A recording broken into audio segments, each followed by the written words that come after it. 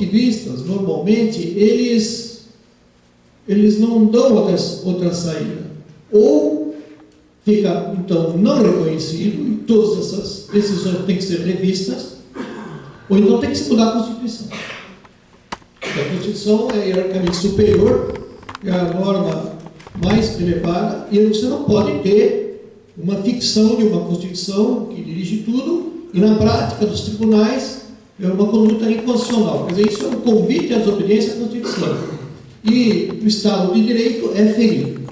Então, é claro que eu disse aqui que a minha posição não é positivista. Eu não acho que tudo se resolva à letra da lei. Mas eu reconheço, como um dado de fato, que a nossa democracia é recente e frágil e que é preciso tomar muito cuidado para não respeitar a Constituição. Por quê? Porque desrespeitar uma Constituição não é a mesma coisa que desrespeitar uma lei ordinária. É mexer com a cúpula que, vamos dizer assim, dirige todo o ordenamento jurídico. Então, se temos até quórum especial para reformar a Constituição, se temos uma Assembleia Constituinte para fazer uma Constituição, também não se pode depois agir como se o que está escrito lá não valesse. Então, dá até para entender que os positivistas tenham ganhado uma certa autoridade nesse assunto, porque isto é algo condividido por todo mundo no país, não só pela classe dos advogados, que se você, ainda que casuisticamente para resolver uma situação de injustiça, você considera uma injustiça que o homoafetivo não possa viver sossegado com o seu companheiro como se fosse do mesmo sexo, se fosse de diferente sexo, se você, de certo modo, faz isso, desobedecendo a Constituição, você vai criando um hábito de que a Constituição é letra morta. E isso não é bom. Então, seria, em política jurídica, seria melhor que os próprios tribunais que decidem, em nome de uma justiça concreta, e no caso Copar, encaminhassem, né, ao Legislativo um pedido de que se proceda a uma reforma da Constituição neste aspecto, que não é possível continuarmos, de certo modo, infringindo o disposto na Constituição e achando que, com o tempo, a jurisprudência vai se fixando. Mas uma jurisprudência que, do ponto de vista formal, é inconstitucional, isso fragiliza a Constituição. Então, hoje é a questão do casamento do homoafetivo. Amanhã será o problema da dignidade do preso. Depois da manhã será o problema da participação democrática. Nós já temos aí desobediências flagrantes da lei da Constituição, alarmantes, como, por exemplo, censura sobre jornais. Há um jornal que está censurado, não pode dar notícias sobre determinado indivíduo, caso que seu pai tem projeção política muito forte. Isso fere de frente à Constituição. É uma limitação da liberdade de informação que é garantida pela Constituição. Quer dizer, há realmente, sem querer ser positivista, sendo simplesmente um indivíduo realista, há um perigo de menoscabo pela Constituição. Hoje é isso, amanhã é aquilo, hoje com boa intenção, amanhã também é com boa intenção, todo mundo com boa intenção, de repente a Constituição passa a não valer mais nada. E é perigoso porque é essa Constituição, com tudo que ela tem, que garante o Estado de Direito no país. Qualquer restrição tem que ser amplamente debatida e discutida, qualquer modificação, que isso tem a ver com o funcionamento da democracia no país. E isso também não se pode considerar irrelevante. Não sei se eu dei uma pergunta, se eu prossigo e deixo eu finalizar. Então, depois no final a gente pode explicar melhor, havendo alguma dúvida. Além dessa discussão jurídica que tem esses dois encaminhamentos, que eu falei, entre tantos outros possíveis, mas esses me parecem os dois principais, os dois têm algumas posições de natureza moral, né, que abordam o problema dos valores envolvidos e que tem um tom muito mais polêmico. A vantagem da discussão jurídica é que ela é mais calma. A lei é essa, como nós vamos fazer? A discussão do ponto de vista dos valores, é sempre mais acalorada. Por quê? Exatamente porque estão envolvidas situações que as pessoas acreditam. E, evidentemente, que aí o tom muda, o tom é muito mais agressivo, mas o direito também não pode desconhecer isso. Essas manifestações dos valores não podem ser desconhecidas pelo jurista. O direito também tem que ouvir as colocações do ponto de vista axiológico, moral ou religioso, que são muito frequentes. Não podemos reduzir, evidentemente, a questão a uma discussão meramente jurídica. Está muito próximo de determinados valores. Então, aqui eu vou colocar algumas posições do ponto de vista moral e religioso que são a favor.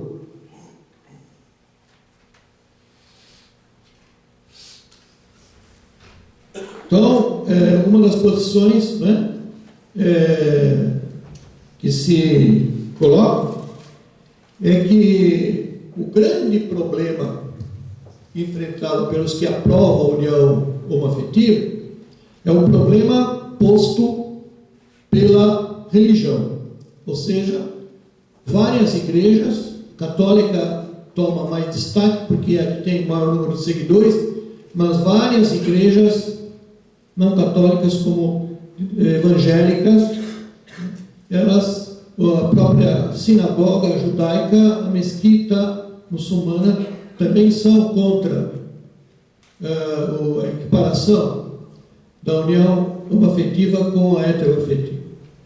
Então, essas posições se delineam assim. Se o Brasil, o Estado é laico, ele não pode seguir nenhuma religião. Ele não pode seguir nem a religião católica, nem a evangélica, nem a judaica, nenhum. Então, o argumento é mais ou menos o seguinte: se no Brasil o Estado é laico, essas leis são leis arcaicas, né? Essas leis que proíbem ou que valorizam a união heterossexual são leis arcaicas e, por isso, elas, sendo eu a favor das liberdades, devem ser ignoradas pelo Estado. Né? O casamento gay, isso deve ser respeitado pela sociedade, né? E deve ser liberado isso aí, porque você vê como a coisa esquenta, né? Os termos são muito mais duros, porque na realidade, apesar dos progressos alcançados aqui e ali, uma maioria religiosa e machista, né? Que não respeita nem o tal livre-arbítrio dos outros, né? Consegue dominar a sociedade, né? E impor a sua vontade e a sua visão para aqueles que são a favor da união homoafetiva. Portanto, para essa colocação aqui, que uma causa religiosa estaria influindo para impedir a discussão livre da questão, e isto, para essa pessoa, é uma contradição, porque o Estado brasileiro ele não tem uma confissão. Ele não é oficialmente católico, nem oficialmente evangélico, nem oficialmente judeu, na visão dessa pessoa. Então, lógico que para ela há uma contradição aí entre o Estado brasileiro não ter confissão religiosa e a religião, as religiões em geral de origem bíblica, terem tanta influência sobre o ordenamento jurídico do Estado.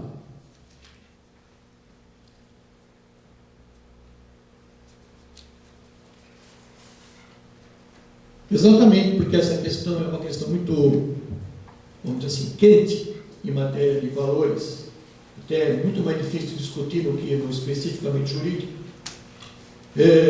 Existem também pessoas que acham que está havendo, ao contrário do que se propala, uma intolerância gay. Por exemplo, a posição de alguém que diz que não se pode falar contra o homossexualismo.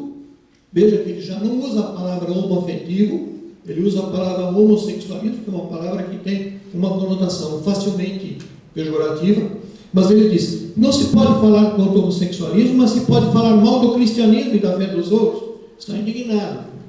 Quer dizer, isto infelizmente é verdade, tirando o fato de que ele usou uma expressão que podia ter sido mais feliz e mais gentil, não precisava falar homossexual, podia falar homoafetivo.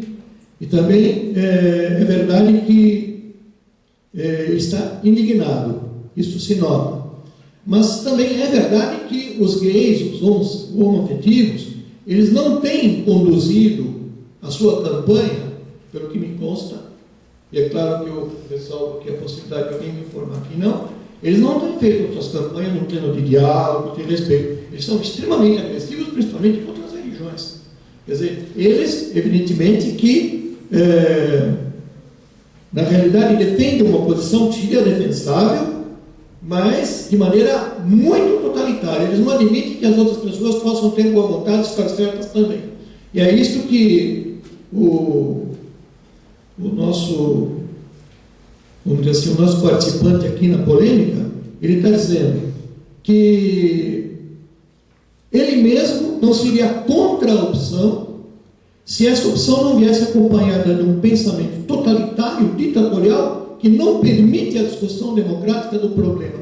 E isto, infelizmente, eu não sei se é estratégia, se é tática, o fato é que eles usam mesmo, eles são bastante agressivos quando eles defendem a liberdade deles, e isto pode prejudicar a causa. É aquela história de quando você defende uma causa de maneira muito violenta, você fornece argumentos para o lado contrário. Você vê o fulano já está dizendo, por que eu agora posso até ser condenado em tribunal por homofobia? E já existe projeto de lei, né, previsto como crime, e ele não é condenado por se xingar a minha religião, em que eu aprendi, dizendo que é fanatismo. Por que é fanatismo? Quer dizer que a coisa aí vai pegar um rumo extremamente desagradável e que é impossível chegar a acordo, porque os dois se sentem ofendidos. E quando alguém se sente ofendido, não tem mais serenidade para discutir. E vale tudo. E é exatamente isso que nós queremos evitar. Então, por aí vai. O movimento gay é prepotente, é totalitário. Quer dizer, um acusa o outro de ser prepotente e totalitário, né? Os cristãos acusam os gays de serem prepotentes, totalitários, querendo desconhecer a importância da religião. Os gays, por outro lado, dizem que eles é que são os que estão lutando pela liberdade, porque os outros é que são prepotentes e autoritários, querendo que o pensamento religioso influa na legislação num país que, afinal de contas, o Estado não é confessional. É claro que aqui haveria uma quantidade enorme de citações de pessoas que colocam o problema religioso como um problema básico, percebem que as pessoas são ligadas a igrejas evangélicas, porque a gente tem que ter respeito também. Afinal de contas, nós temos que respeitar todo mundo e não cair em maniqueísmo de nenhum lado. E então, o fato é que eles dizem o seguinte: é a minha religião, eu não sou obrigado a aceitar, eu tenho o direito de criticar, né, nos meus sermões, nota que deve ser algum pastor, coisa assim. E a Igreja Católica também, formalmente, já se posicionou contra, dizendo que ela nem faz isso do ponto de vista religioso, mas é alguma coisa de, como ela coloca, de direito natural. Quer dizer, o problema da diferença de sexo não foi inventado pela Bíblia, ele existe. Então, o que a Igreja faz é, de certo modo, constatar que isso existe na natureza. E vai colocando água no moinho, mas de maneira um pouco mais moderada, porque não invoca apenas argumentos de natureza religiosa e procura lidar com o problema de que também outras culturas e civilizações não católicas, não cristãs, proibiram o homossexualismo e a união homossexual, como o imperador César Augusto, um pouco antes da época do nascimento de Cristo, fez várias leis contra a presença de homossexuais no Senado romano. Quer dizer, Cristo nem tinha nascido ainda e ele provavelmente nunca leu a Bíblia. Existem várias culturas não cristãs orientais que também são contra. Então, a Igreja habilmente diz, bom, não somos só nós, né? É uma questão de direito natural. E o direito natural, nós somos a favor de que ele seja cumprido. E não se pode falar em igualdade aí daquilo que é diferente. Quer dizer, como a igualdade do sexo? A igualdade do sexo você pode defender como? Porque a Igreja coloca que o problema da família está ligado a não só a afetividade entre os cônjuges, mas também a procriação, mas também a manutenção da sociedade. E eles acham que o casal homossexual não pode gerar filhos. Não podendo gerar filhos, uma das principais finalidades da instituição familiar fica frustrada. E isso não vamos dizer que é criação do direito canônico real. Tanto que eles precisam adotar. Se eles quiserem ter filhos, precisam adotar. O que no casamento, vamos dizer assim, para chamar tradicional, seria o normal que acontecesse, a mulher engravida e ter um filho. Então, me parece que a posição da Igreja Católica não é tão radical, não. É uma certa inteligência, uma certa nuance. Né? E, de certo modo, bem incisiva, no entanto, em dizer que não se pode tratar como igual quem é desigual. E isto envolve uma questão que é a questão do princípio de identidade da filosofia. Né? O que é, o que não é, não é. E então, me parece que invocar, agora eu estou falando aqui com o professor de filosofia do direito, invocar o princípio da igualdade de todos perante a lei, no caso, me parece não muito inteligente. Devia-se procurar outros argumentos. Mas, por exemplo, como argumento de que se trata de direito privado e não de direito comum, de bem comum. Porque invocar o princípio da isonomia, no caso, seria a mesma coisa que dizer, então todo mundo é igual. Não, todo mundo é igual em dignidade e nos direitos fundamentais. Porque a própria Constituição que proclama a igualdade de todos perante a lei, ela garante o direito de propriedade. Ora, e o não proprietário, como é que... Ué, ele é não proprietário, fazer o quê? Então também, se nós imaginarmos a igualdade total, não poderia haver também estatuto do idoso, isso é reconhecer uma outra diferença. Então também é inconstitucional, não pode haver o estatuto do idoso, que o idoso é idoso, como? Porque todo mundo é igual. Igual nada, cada um é diferente, cada um é idêntico a si mesmo e olhe lá, não é verdade? Então, nesse sentido, me parece que entrar no resvaladiço da questão da igualdade fica parecendo uma espécie de quimera igualitária de uma sociedade que não é composta só de pessoas iguais, mas de pessoas diferentes. Então, não me parece muito feliz a argumentação dos que querem defender a inclusão jurídica do casamento homoafetivo, invocando o princípio da igualdade. Eles teriam que invocar o princípio do respeito à privacidade, né? O direito à felicidade, que deve ser garantido pelo Estado, o reconhecimento das diferenças, mas daí até achar que todo mundo é igual e usar isso como caminho, na minha perspectiva, me parece um caminho perigoso. Isso é a coisa mais simples do mundo, mostrar que a legislação está cheia de diferenças. E veja, por exemplo, qual é a mulher que faz serviço militar no país? São tratadas de maneira... Se o mundo é igual, por que a mulher não é alistada no exército, e na marinha, e na aeronáutica, obrigatoriamente, como o homem é? Ela só vai prestar serviço se ela quiser. Mas não é compulsório. Então, outra inconstitucionalidade. As mulheres não são tratadas de maneira igual. Não é inconstitucionalidade nenhuma. Por trás de toda a linguagem de direito, isso é uma coisa chamada bom senso. No que a mulher é igual ao homem? Indignidade. Indignidade, o que é mais importante? Não se pode dizer, tudo é importante. Tanto o homem como a mulher, como a criança, tanto o homoafetivo como o heteroafetivo, todos são seres humanos, têm uma dignidade básica. Mas não é pelo princípio da igualdade total que você vai chegar a lugar nenhum. O que você vai encontrar nos ordenamentos jurídicos é o estatuto do adolescente, da criança, desiguais. A isenção da mulher do serviço militar, outra desigualdade. As pessoas que não precisam votar depois de terem atingido a ancianidade, outra desigualdade.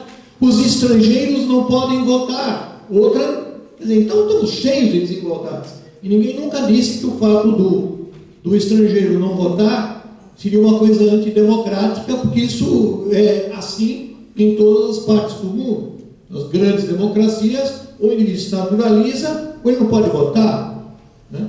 E é uma outra situação de desigualdade também. Ninguém vai dizer, não, mas isso aí é falta. Todo mundo devia ter o direito de votar. Então, o Franco chegou ontem de um outro país, já vai votar aqui, já vai participar na escolha para presidente. Não, veja bem. Veja bem, porque é uma pessoa diferente, é estrangeiro. É ele que vota no país dele. Então, entender a igualdade como igualitarismo é um radicalismo que não conduz a nada. Tem um efeito assim redundante no primeiro momento, mas uma segunda análise mais séria cai por terra. Cai por terra. Parece que não ser de boa lógica invocar o argumento da igualdade num ordenamento jurídico que contempla tantas desigualdades que são vamos dizer assim, desigualdades naturais e que têm razão de ser. E que eu apontei aqui algumas. Mas, evidentemente, que nós podemos ir mais fundo no problema.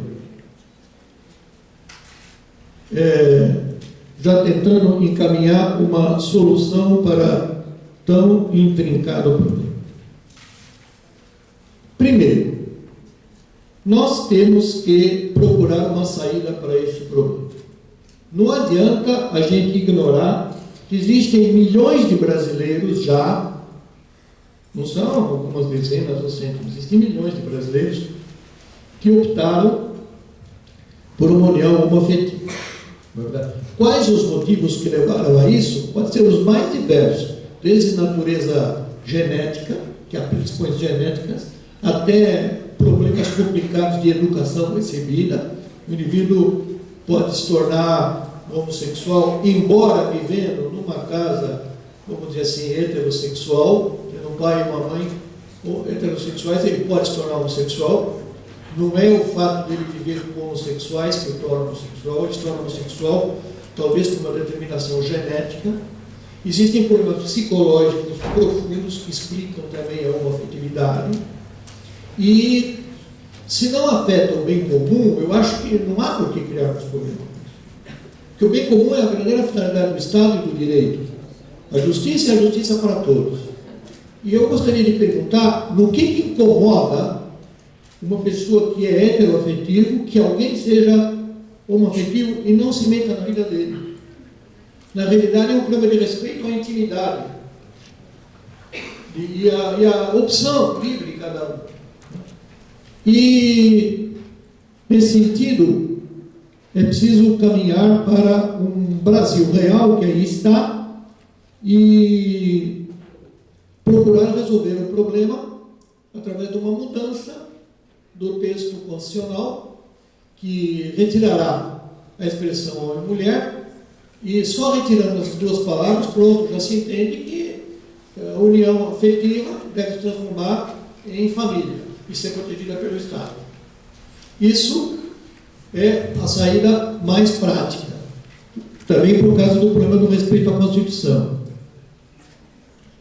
E outra coisa é também nós cairmos num fatalismo de aprovar tudo que aparece. Porque hoje é a união com o homem e com a mulher. Amanhã, desculpe baixar o nível, mas vai ser a união com o bode. Quer dizer, nós temos que ir assinando embaixo, fazendo leis. Então vamos devagar. É preciso ver se a coisa já ganhou uma dimensão que mereça a consideração do legislador. Foi essa a resposta que o Miguel Reale deu quando lhe perguntaram por que ele não incluiu no Código Civil, no projeto do novo Código Civil, a união homoafetiva. E ele disse, bom, quando foi feito 25 anos o projeto, 25 anos atrás, isso não tinha tanto alarde, nem tanta, vamos dizer assim, tanta notícia de tantos casos como hoje. Não havia um consenso a respeito. Então nós colocamos o que estava na nossa frente, pois também tinha o problema constitucional, nós não podíamos fazer o código com inconstitucionalidade.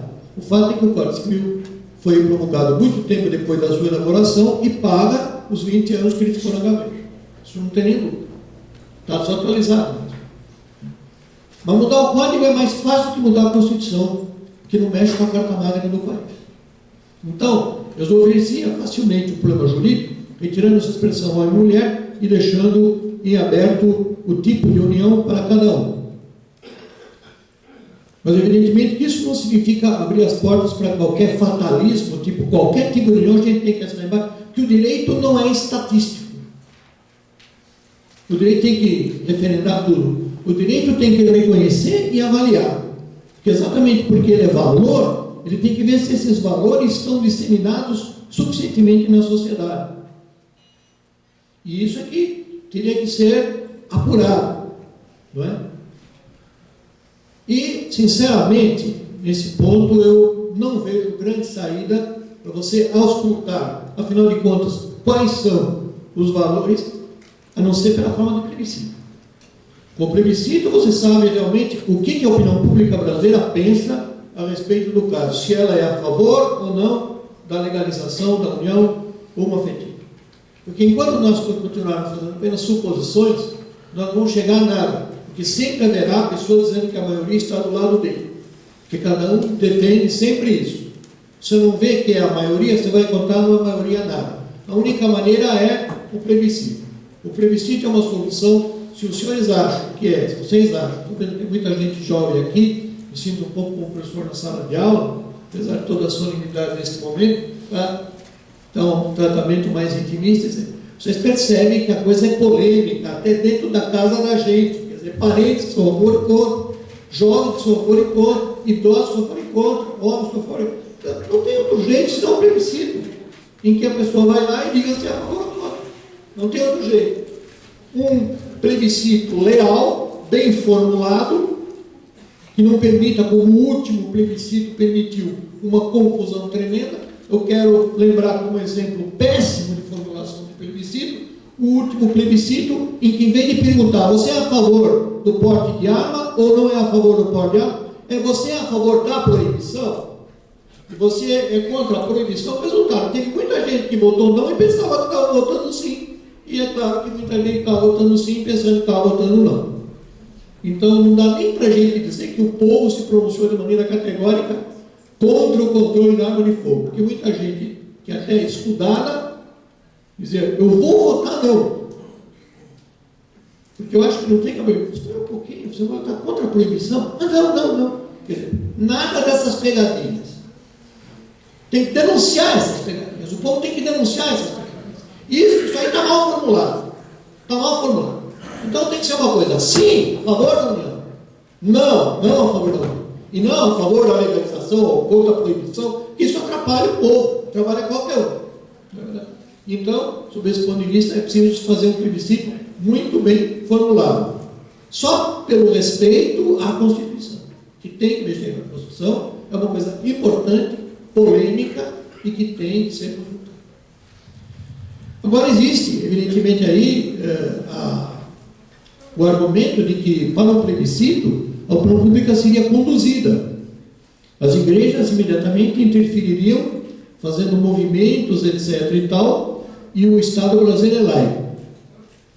Então aqui cabe uma ponderação. O nosso Estado realmente é laico, mas se os senhores olharem para a maioria dos feriados nacionais, eles têm base religiosa. Sexta-feira Santa, por exemplo, o Dia dos Mortos, Corpus Christi, 12 de outubro. Ora, evidentemente que isso significa uma atitude de bom senso. O Estado, ele é laico, mas ele não é adversário das religiões. Porque aquele espírito da Revolução Francesa, que quem não tinha religião nenhuma mandava matar padre e prender pastor protestante, já era há muito tempo. Hoje em dia, o Estado é laico, mas não é laicista. Ou seja, ele não defende nenhuma religião, nem obriga ninguém a seguir religião nenhuma. E nesse ponto ele é laico. Mas isso não significa que ele proíba e persiga a prática religiosa. Porque nesse momento ele perdeu, na minha opinião, a legitimidade. Porque o fato religioso é um fato. E no Brasil existem milhões de pessoas religiosas e o Estado não pode desconhecer isso. E como isso é verdade, está no preâmbulo. No preâmbulo da nossa Constituição está que essa Constituição se coloca sob a proteção de Deus.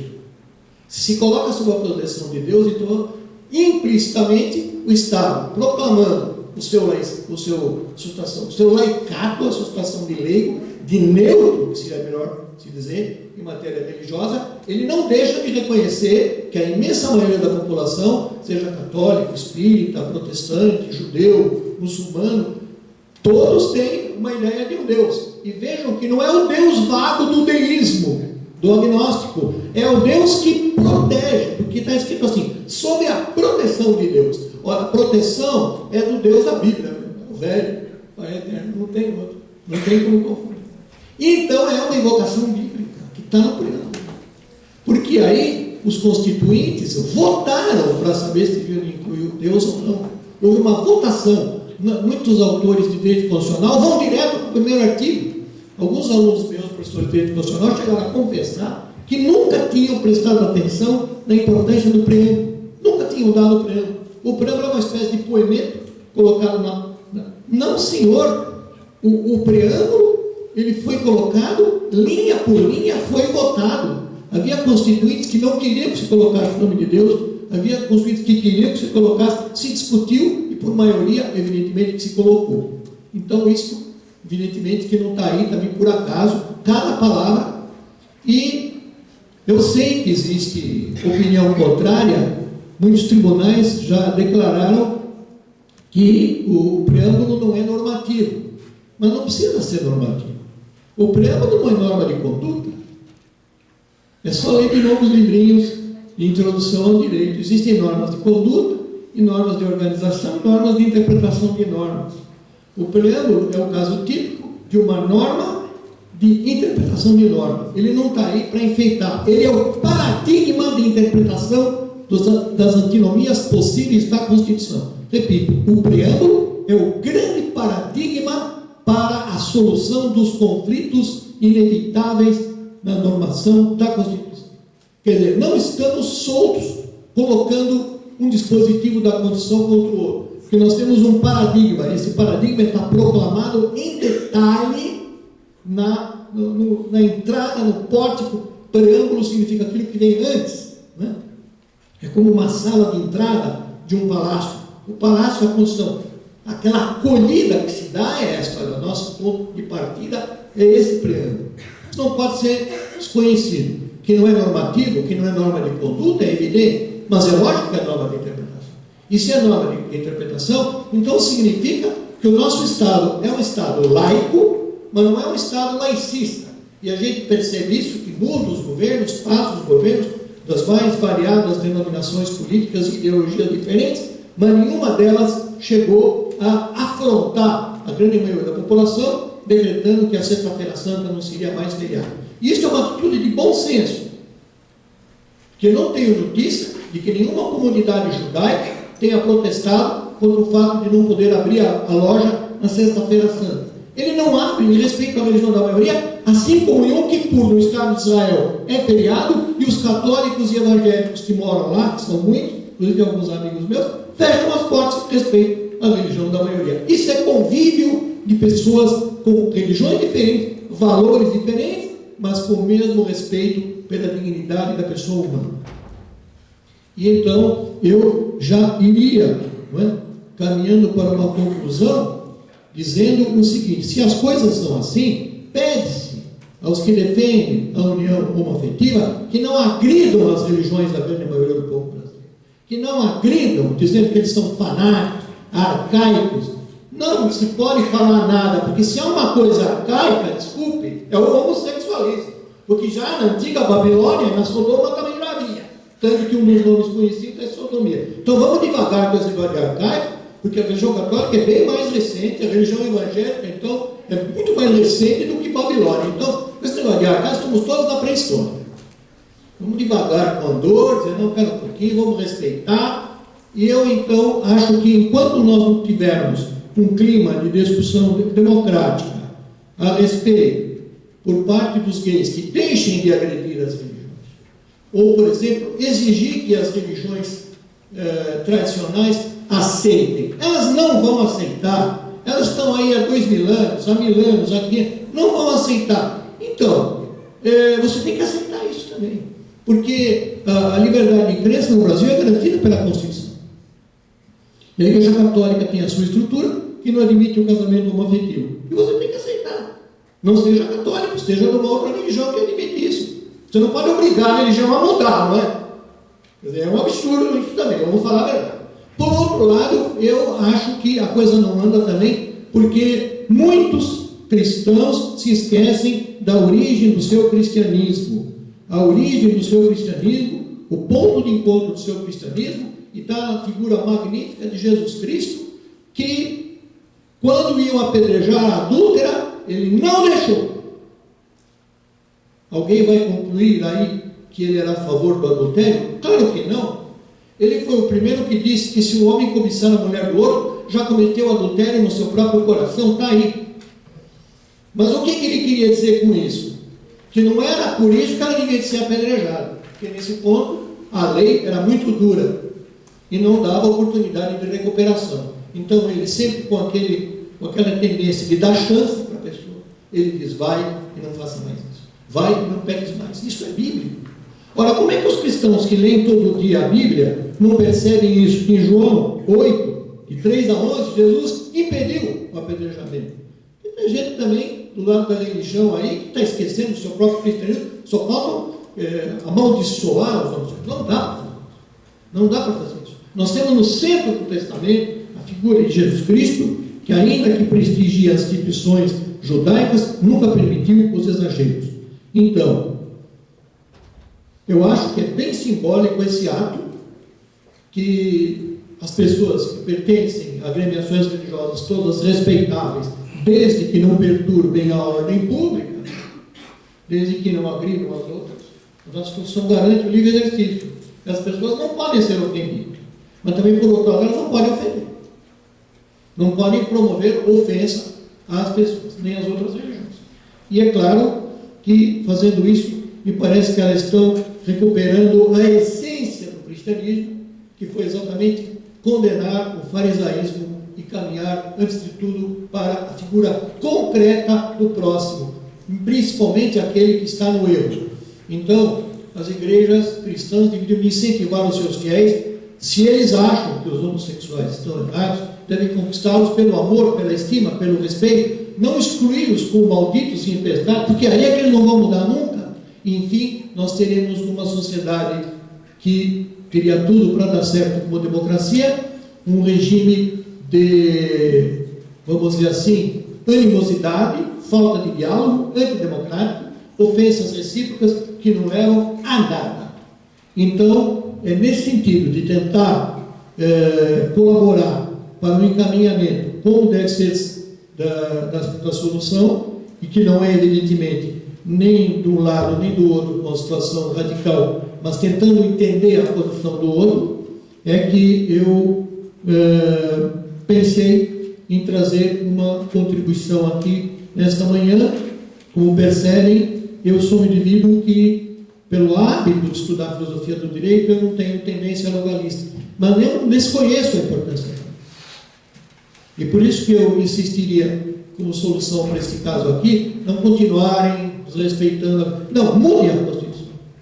E se nenhum legislador se considera com autoridade bastante, e submeta a isso ao plebiscito, me parece que esse problema é muito mais grave do que o porte ou não de armas, sabe?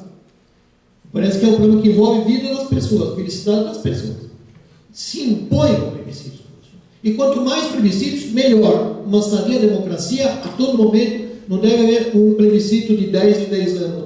Quanto mais plebiscitos, melhor. E que custe o que custar, mas que seja leal, sincero na pergunta, para que a resposta seja exatamente aquilo que a pessoa pensa.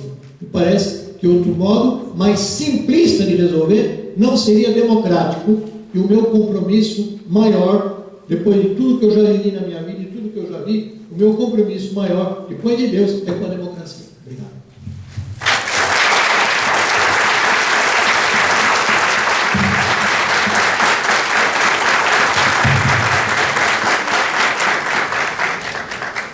Nós agradecemos ao professor Dr. Cláudio pela exposição e pela chamada à reflexão.